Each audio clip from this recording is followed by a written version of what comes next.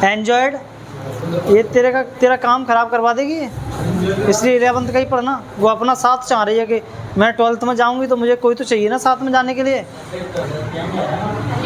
इसलिए चल तू भी 12th पढ़ ले। ऐसे किसी की बातों में नहीं आना है, कभी दोस्तों की में, ठीक है। सर हमारी तो दोस्ती आप तबाह करवा देंगे, ऐसे ऐसे करवा देंगे, आप जैसे मास्टर मिल गए तो बस दोस्ती ख़त्म करवा दोगे ना। दोस्ती ख़त्म नहीं होती है ना, दोस्ती के लिए सुबह शाम निकाल के कभी भी मिला जा सकता है ना, लेकिन पढ़ाई ज़रूरी है। चलो देखो अब ध्यान से सुनना, ठीक है। बहुत कर ली तुम लोगों ने बातें, तो हमारा ये लगभग अंतिम टॉपिक है। 7वां टॉपिक इतना बड़ा है नहीं, इतना बड़ा सा है, बस 4 लाइन का। अगर टाइम बच जाएगा तो हम उसको आज ही कर लेंगे, लेकिन अभी इसमें और रह गए हैं 2 सब टॉपिक और रह गए हैं। 6.4 के बाद 6.5 और 6.6, ठीक है। तो देखते हैं, करते हैं, इसको हो जाएगा तो। अभी तो 9:35 हो रहे हैं, हो सकता है ना। तो हम लोगों ने इस चैप्टर में 3 रूलर्स के बारे में पढ़ा था। कौन कौन से तीनों नाम बताओ जरा मुझे। रूलर्स नहीं, यात्री, ट्रेवलर्स। अल-बर्नी, इब्न बतूता और फ्रांसवा बर्नियर। ये दोनों जो थे तुम्हारे, अल-बर्नी और इब्न बतूता, दोनों के दोनों भारत में जब आए तो वो भारतीय समाज को, भारतीय कृषि को, यहाँ के लोगों को समझने के लिए आए थे। लेकिन ये एक व्यक्ति ऐसा था जो भारत में आकर के भारत की तुलना किससे कर रहा है, यूरोप से कर रहा है, यानी कि अपने फ्रांस से कर रहा है। और भारत की हर एक चीज़ को वो क्या दिखाने की कोशिश कर रहा है, नीचा दिखाने की कोशिश कर रहा है ना, है हाँ, बर्नियर, ठीक है। वो ये साबित करना चाहता है कि पूर्व, देखो ये है तुम्हारा फ्रांस, है ना, फ्रांस। अगर फ्रांस से इंडिया की बात करो तो इंडिया किधर पड़ेगा इससे, ईस्ट में, वेस्ट में, नॉर्थ में, साउथ में, पूर्व में, पश्चिम में, उत्तर में या दक्षिण में, ईस्ट में पड़ेगा। देखो मैं अगर फ्रांस में जाकर के यहाँ पे इस तरह से अगर इसको देख रहा हूँ मैं यहाँ पे, तो मेरा राइट हैंड इधर है, तो जिधर राइट हैंड होता है उधर ही ईस्ट होता है, जिधर लेफ्ट हैंड होता है उधर वेस्ट होता है, ठीक है। तो इसके ईस्ट में पड़ रहा है ये। तो ये क्या कर रहा है, टॉपिक का नाम समझो, बर्नियर तथा अपविकसित पूर्व। पूर्व का मतलब है ये बात कर रहा है किसकी, इंडिया की। किसकी बात कर रहा है, इंडिया की, है ना, हाँ, बर्नियर, ठीक है। तो वो कह रहा है कि ये जो इंडिया है, ये जो पूर्व है, वो हमारे पश्चिम से यानी कि हमारे फ्रांस से बहुत ही ज़्यादा क्या है, मतलब खराब कंडीशंस में विकसित नहीं है, अपूर्ण विकसित है ना, अपविकसित है। कैसा है, अपविकसित। विकसित शहर, विकसित देश वो होते हैं जहाँ पर किसी भी चीज़ की कोई कमी नहीं होती है, ठीक है। लेकिन ये जो ईस्ट की बात कर रहा है, ईस्ट में भारत भी आता है और पूरा एशिया भी आता है, तो पूरे के पूरे एशिया की ही बात कर रहा है ना, खास करके इसमें से भारत की, अपन भारत की बात कर रहे हैं, लेकिन उसके मांड में पूरा का पूरा क्या है, एशिया है, ठीक है। तो इसमें अपन यही चीज़ देखने वाले हैं। तो अपन देखते हैं बर्नियर का तुलनात्मक दृष्टिकोण, है ना। सोचो अगर आपके स्कूल में कोई नया बच्चा आता है ट्रांसफ़र होकर के कहीं से, या आपकी इसी क्लास में कोई नया बच्चा आता है कहीं से पढ़ने के लिए, वो यहाँ का नहीं है बामोर का, वो और कहीं का है, और आकर के आपसे कहता है कैसी क्लास है, कैसी बेंच लगी हैं। हमारे यहाँ पर तो एकदम रेक्लाइनर सीट लगी हैं, उसमें जो मॉल में जो मूवी देखते हैं ना, वैसे आराम से बैठ के ऐसे आराम से देखते हैं, है ना, है ना। यानी कि वो कह रहा है जब स्कूल में आता है तो स्कूल में गार्डन में जाता है तो कहता है यार कैसा ही ऊबड़ खाबड़ सा गार्डन पड़ा है, यहाँ पर तो हरी घास ही नहीं है, हमारे मैदान में तो एकदम कैसी घास खड़ी है, हरी घास खड़ी है। यानी कि वो ऐसा चश्मा पहन के आया है कि उसको यहाँ की हर चीज़ कैसी दिखाई दे रही है, अपने यहाँ से एकदम खराब दिखाई दे रही है।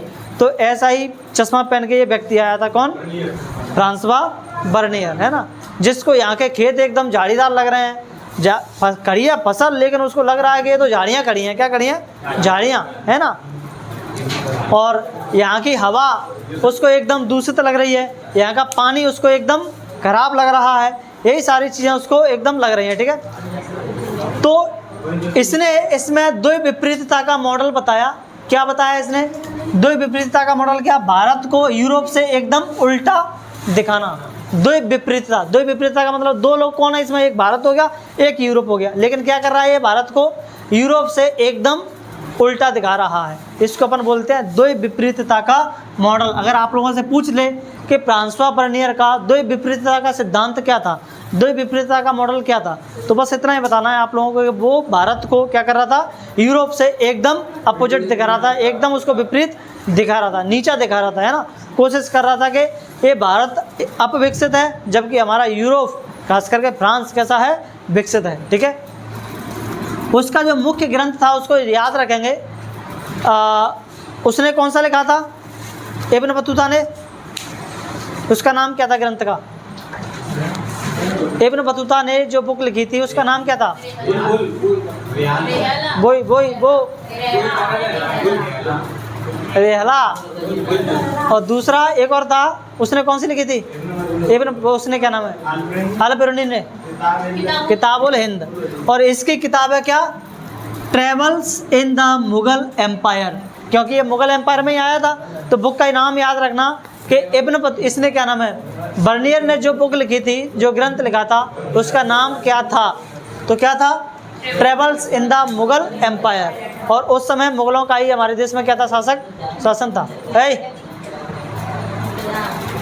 टेसू चल बता तू, अब तू ये बताएगा। हाँ, इब्न बतूता ने कौन सी किताब लिखी थी, सबने चिल्ला चिल्ला के भी बताया था, हैं? रुक जाओ सर, देख के बता रहा हूँ, मैं आ जाता हूँ, फिर वहाँ देख के फिर बताना, ठीक है। हाँ नेक हाँ बता क्या देख रहा था, हैं? तो क्यों बैठ के बात करनी है, जब तुम्हें पता है कि बात करने से बात बिगड़ जाएगी तो फिर क्यों बात करते हो, हैं? अभी तेरे पड़ोसी ने बताया था, फिर भी तूने सुन नहीं पाया था। हाँ, तो जब बात करेगा तब कैसे सुनाई देगा ना, बता दी इसको क्या बताया था।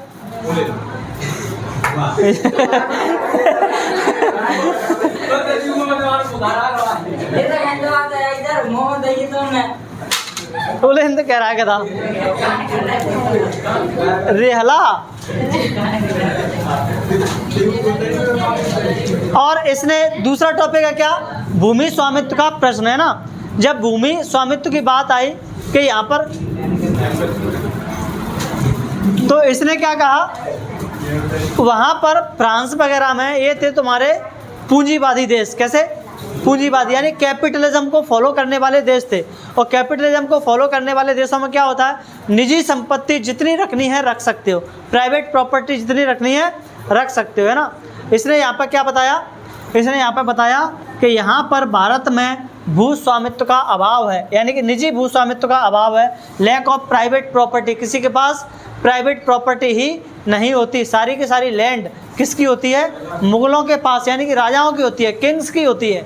यानी यहाँ पर किसानों के पास कोई ज़मीन है ही नहीं, सारी की सारी ज़मीन भारत की किसकी है, मुगलों की, यानी कि सरकारी ज़मीन है ना। तो ऐसा इसने बताया। तो अगर आप लोगों से पूछ ले कि इसने भू स्वामित्व के बारे में क्या कहा है, तो कह देना बर्नियर के अनुसार यहाँ पे किसी के पास निजी संपत्ति नहीं हुआ करती थी, निजी संपत्ति का अभाव होता था, प्राइवेट प्रॉपर्टी का अभाव होता था। ठीक है,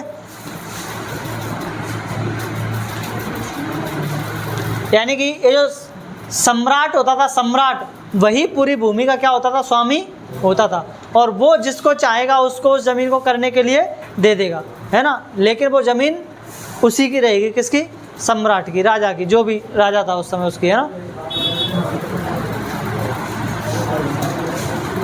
अब मुझे ये बताओ, यहाँ पर एक प्रॉब्लम हुई है ना, जब इसने यहाँ पे ऐसा देखा राजकीय भू स्वामित्व के अनर्थकारी परिणाम, है ना।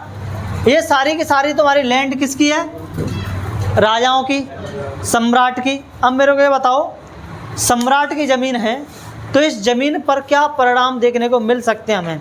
आपकी अगर ज़मीन है तो आप उसको पूरे शिद्दत के साथ करते हो कि नहीं करते, उसमें पूरा दम लगा देते हो कि इसमें अनाज अच्छे से होना चाहिए, है ना। उसमें अच्छा बीज डालोगे, उसकी अच्छी गुड़ाई करोगे, उसकी अच्छी जुताई करोगे, है ना। सारे काम आप अच्छे अच्छे करोगे। लेकिन सोचो अगर ज़मीन राजा की है, वहाँ पे आप काम करने के लिए जा रहे हो, कि तुम काम उतनी शिद्दत से करोगे क्या जितनी शिद्दत से तुम खुद की ज़मीन पर करते? नहीं करोगे, है ना। यही काम हुआ यहाँ पे, है ना। निवेश में उदासीनता मतलब न्यूट्रलिटी एंड इन्वेस्टमेंट, इसमें कोई आदमी अपना खुद का पैसा लगा ही नहीं रहा है। अगर उसके पास पैसे नहीं है तो नहीं है, नहीं हो रही तो नहीं हो रही, मेरा क्या जा रहा है ना। इस मूड में है वो, उसमें कोई पैसा नहीं लगाना चाह रहा है अपनी तरफ से, ठीक है। कृषि और समाज का पतन देखने को मिला हमें यहाँ पे, है ना। जब कोई पैसा नहीं लगाएगा तो फिर क्या होगा? कृषि का पतन ही होगा। कृषि के पतन के साथ साथ समाज का भी क्या होगा? पतन होगा, है ना। तो यहाँ पर यही हुआ। और एक यहाँ पे, तो जब कृषि का पतन होगा तो कृषि के साथ साथ में किसका भी पतन होगा? समाज का, यानी कि सोसाइटी भी डिक्लाइन करेगी। क्यों? अगर आपके पास ज़मीन है, आप उसको ज़मीन को कर रहे हो, उससे अर्निंग कमा रहे हो, पैसा कमा रहे हो, पैसे से आपकी लाइफ स्टाइल कैसी हो रही है? अच्छी हो रही है। आप अच्छे से खा पी पा रहे हो, अच्छे से अपने काम कर पा रहे हो। लेकिन सोचो अगर आपके पास पैसा नहीं है, कृषि ही नहीं हो रही है, तो क्या आपके पास पैसा होगा? नहीं होगा। नहीं होगा तो आपका जीवन स्तर, है ना, आपका जो लाइफ क्वालिटी है, लाइफ क्वालिटी कैसी हो जाएगी? बहुत ही ख़राब हो जाएगी, जिससे समाज धीरे धीरे क्या कर गया? डिक्लाइन कर गया, है ना। और राजा की छवि की यहाँ पे अगर अपन बात करें कि राजा के बारे में क्या कहता था, तो राजा को कहता था ये भिखारियों और क्रूर लोगों का राजा, है ना। तो ध्यान रखेंगे, बर्नियर के मुताबिक राजा की छवि कैसी थी कि भिखारियों का राजा है और क्रूर मैन, यानी कि जो तुम्हारे क्रूर लोग हैं, जो अत्याचारी हैं, जो मारने काटने पर लगे रहते हैं, उनका राजा है ये, है ना। तो ये राजा की छवि थी। अगला टॉपिक है तुम्हारा 6.3, भारतीय समाज की परम संरचना और मध्यम वर्ग का अभाव। संरचना का मतलब है स्ट्रक्चर ऑफ सोसाइटी, यानी कि भारत के समाज में कैसे कैसे लोग देखने को मिलते थे। तो यहाँ पर इसने देखा कि दो तरह के लोग हैं, 2 टायर्ड सोसाइटी है ना, द्विविभाजित समाज है। एक तो एकदम अमीर और एक गरीब, यानी कि रिच और पुअर। कहता है कि बीच में कोई नहीं है, बीच में कोई नहीं, या तो बहुत पैसे वाला है या फिर बहुत गरीब है ना। लेकिन बीच वाला समाज यहाँ से गायब है। मध्यम वर्ग जिसको अपन कहते हैं, जिसमें हम सब लोग आते हैं, है ना, मिडिल क्लास, है ना। हम लोगों में से कुछ एक आध शायद हो सकता है गरीब हो। गरीबी में वो आते हैं जिनके पास वो होता है, क्या नाम, राशन कार्ड का, वो पीला वाला राशन कार्ड होता है, गरीबी रेखा वाला, है ना, बिलो प्योरिटी लाइन वाला, जिसमें जो उस पर जाते हैं, क्या नाम है, सोसाइटी पे जाते हैं अनाज लेने के लिए, तो उनको अनाज ज़्यादा मिलता है, उनको मानते हैं गरीब। कौन कौन है, कौन कौन है ऐसा? शराब, मैं तो हूँ ही, और कौन कौन है? मैं तो बहुत भिखमंगा हूँ। कोई नहीं आता, सब अमीर बैठे हैं, क्या बात है ना। है लेकिन हमारे यहाँ पर धांधलियाँ चलती हैं, बहुत सारे अमीर लोग भी पीला वाला बनवा लेते हैं कदे, पता नहीं कैसे, जिनके पास ट्रैक्टर रखे हैं, गाड़ियाँ रखी हैं, खूब सारी ज़मीन है, फिर भी उन्होंने कार्ड बनवा लिए हैं ऐसे, हैं।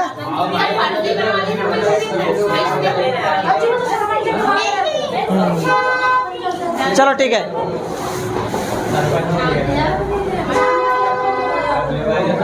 तो अगर आप लोगों से पूछे कोई, अब चुप हो जाओ, अगर आप लोगों से पूछे कोई कि बर्नियर के अनुसार भारतीय समाज कैसा था, तो आप लोग बताएंगे बर्नियर के अनुसार जो भारतीय समाज था उसमें बहुत गरीब लोग थे, बहुत अमीर लोग थे, मध्यम वर्ग का अभाव था, यानी कि मिडिल क्लास की कमी थी, है ना, मिडिल क्लास नहीं था। ठीक है। टॉपिक है तुम्हारा 6.4, बर्नियर के विचारों का पश्चिमी दर्शन पर प्रभाव, impact on western thought of Bernier. ठीक है। आप लोगों ने मॉन्टेस्क्यू का नाम सुना है? मॉन्टेस्क्यू नहीं सुना? एक फ्रांसीसी दार्शनिक था, यानी कि एक फिलोसफर था, फ्रेंच फिलोसफर, जिसका नाम था मॉन्टेस्क्यू, है ना।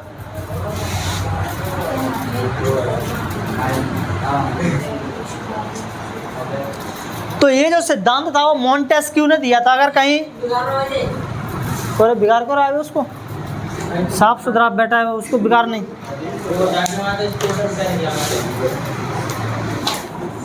यहाँ पे ऐसे लिख लो, यह सिद्धांत फ्रांसीसी दार्शनिक मॉन्टेस्क्यू।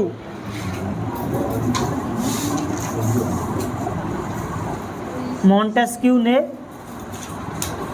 दिया था, है ना। मॉन्टेस्क्यू ने कैसे दिया ये? जब बर्नियर वापस पहुंचा फ्रांस में, है ना, तो बर्नियर की वृत्तांत को, यानी कि उसकी इस किताब को किसने पढ़ा? इस मॉन्टेस्क्यू ने पढ़ा। तो पढ़ने के बाद इसने निष्कर्ष निकाला कि भारत में, है ना, जो राजा होता है वो कैसा होता है? निरंकुश प्रभुत्व रखता है, यानी कि जनता को ये टॉर्चर करता है, परेशान करता है, ताकि जनता गरीबी में जीती रहे, है ना। ऐसा पढ़ कर के उसके यात्रा वृत्तांत को, राजा के बारे में उसको लगा, किसको? मॉन्टेस्क्यू को, ठीक है। एशियाई उत्पादन शैली, एशियाटिक मोड ऑफ प्रोडक्शन, क्यों बात कर रहे हो? उपनिवेशवाद एक वर्ड समझते हैं? कॉलोनियलिज्म, कॉलोनियलिज्म नहीं समझते?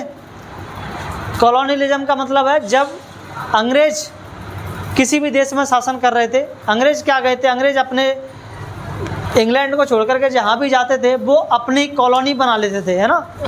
भारत भी एक ऐसी ही कॉलोनी था अंग्रेज़ों की, है ना। तो इसको अपन बोलते हैं कॉलोनियलिज्म, और हिंदी में बोला जाता है इसको उपनिवेशवाद। का मतलब है अंग्रेज़ों का शासन। किसका शासन? अंग्रेज़ों का शासन। तो एशियाई उत्पादन शैली में क्या था? एशियाई उत्पादन शैली में वो था, इसको दिया था किसने? चाहो तो इसमें भी नाम लिखो तो लिख लेना। इसको दिया था तुम्हारा कार्ल मार्क्स ने। किसने? ऐसे लिख लेना, बाय कार्ल मार्क्स।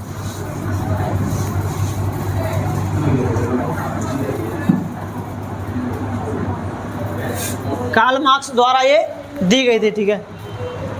और यहाँ पर लिख लेना आप लोग फ्रांसीसी फिलोसोफर मॉन्टेस्क्यू, है ना, लिख लिया था।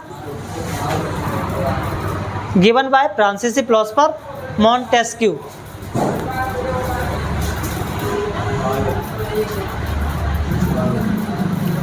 तो इस थ्योरी में क्या बताया था? इस थ्योरी में इसने बताया था कि उपनिवेशवाद से पहले, किससे? उपनिवेशवाद से पहले का मतलब है अंग्रेजों के शासन से पहले। अंग्रेजों से शासन के पहले किसका शासन था? लास्ट रूलर हमारे देश में कौन थे? मुगल्स, है ना। मुगलों के बाद फिर हमारे यहाँ पे कौन आ गए थे? अंग्रेज आ गए थे, है ना। अंग्रेजों ने फिर शासन किया था लगभग 200 साल। तो वो यही बात कर रहा है कि उपनिवेशवाद के पहले, यानी कि अंग्रेजों के शासन करने से पहले, यानी कि मुगलों के शासन में जितना भी अधिशेष होता था, अधिशेष का मतलब है सरप्लस। क्या? सरप्लस। सरप्लस का मतलब आपने एक खेत में गेहूँ बोया, उस खेत में गेहूँ इतना हुआ कि आपके साल भर के खाने के लिए हो गया और वो बच गया, तो जो बच गया उसी को हम कह रहे हैं क्या? सरप्लस। क्या बात है? तो जो बच रहा है, जो ज़्यादा हो रहा है, उसी को अपन क्या कह रहे हैं? सरप्लस कह रहे हैं। तो जो भी सरप्लस हुआ करता था मुगलों के समय खेतों में अनाज, है ना, तो सारा का सारा अनाज किसके पास जाता था? मुगलों के पास जाता था, राजाओं के पास चला जाता था। ये था एशियाई उत्पादन शैली। उत्पादन शैली, उत्पादन से जोड़ लेना। उत्पादन का मतलब जितना ज़्यादा उत्पादन होगा वो सारा का सारा किसके पास चला जाएगा? राजाओं के पास चला जाएगा, मुगल शासकों के पास चला जाएगा, है ना।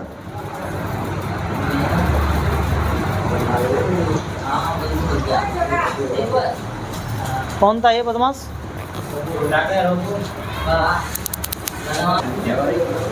चलो देखो, हम लोगों ने ये देख लिया कि ये सबसे बड़ा, जितने भी हमारे वो आए थे ट्रैवलर, उनमें सबसे कमीना यही था, है ना। हाँ, ये हमारे भारत देश को क्या बता रहा है? नीचा ही दिखा रहा है। तो फिर हमारे देश के जो इतिहासकार थे, इतिहासकारों ने सोचा चलो देखते हैं भाई, हम भी कंगाल के देखते हैं अपने ग्रंथों को, उस समय के ग्रंथों को, कि सच में राजा के बारे में कुछ ऐसा था क्या? यहाँ के लोगों के बारे में कुछ ऐसा था क्या? क्या हो गया?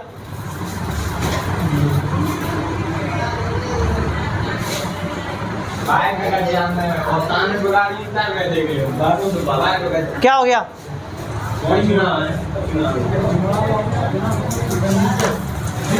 तो जब इतिहासकारों ने, हमारे देश के इतिहासकारों ने मुग़लों के कागजात को खंगाले, यानी कि वो तो चले गए, लेकिन अब इतिहासकार क्या कर रहे हैं, मुग़लों ने जो भी लिखा, जैसे अकबर ने लिखा था आईने अकबरी, और ये तुम्हारा अबुल फजल था, अबुल फजल ने लिखी थी आईने अकबरी, है ना, जो कि मुग़ल दरबार के बारे में सारी की सारी चीज़ें क्या करती है, अच्छे से बताती है। ये क्या कह रहा था बर्नियर ने क्या कहा था कि मुग़लों की किताबों, राजा ज़मीन का मालिक होता था। क्या कहा था इसने, राजा ज़मीन का मालिक होता था, किसानों के पास कोई ज़मीन नहीं होती थी, लेकिन ऐसा उसमें कुछ नहीं था आईने अकबरी में कि राजा ज़मीन का मालिक है, यानी कि झूठ फूट लिख करके ये चला गया है ना। ये सिर्फ और सिर्फ इसलिए लिख रहा था ऐसा, ताकि वहाँ जा कर के इसको क्या मिले, शाबाशी मिले, और लोग इसको क्या करें, पढ़ें। राजा ने कहा था कि राजा जो भी टैक्स ले रहा है वो टैक्स इसलिए ले रहा है ताकि प्रजा की रक्षा कर सके। जो उसने आर्मी रखी है, जो सैनिक रखी है, उनका सैलरी कहाँ से आएगी अगर वो टैक्स नहीं लेगा तो, है ना। जबकि ये क्या कह रहा था कि सारा का सारा पैसा वसूल करके कौन ले जाता था, राजा ले जाता था। ऐसा नहीं था। इसने एक चीज़ और कही थी कि यहाँ पर सिर्फ और सिर्फ अमीर और गरीब होते हैं, एक तो अमीर मिलेंगे एक गरीब मिलेंगे, लेकिन ऐसा भी आईने अकबरी वगैरह में कुछ नहीं मिला था। तो इसका झूठ पकड़ा गया, नालायक का। ये सबका सब क्या लग रहा था, फालतू बकवास लिख लिख करके गया था, है ना। एक छोटा सा टॉपिक तुम्हारा रह गया है, कल करते हैं उसको, ठीक है, कल ही हो जाएगा ये चैप्टर खत्म तुम्हारा।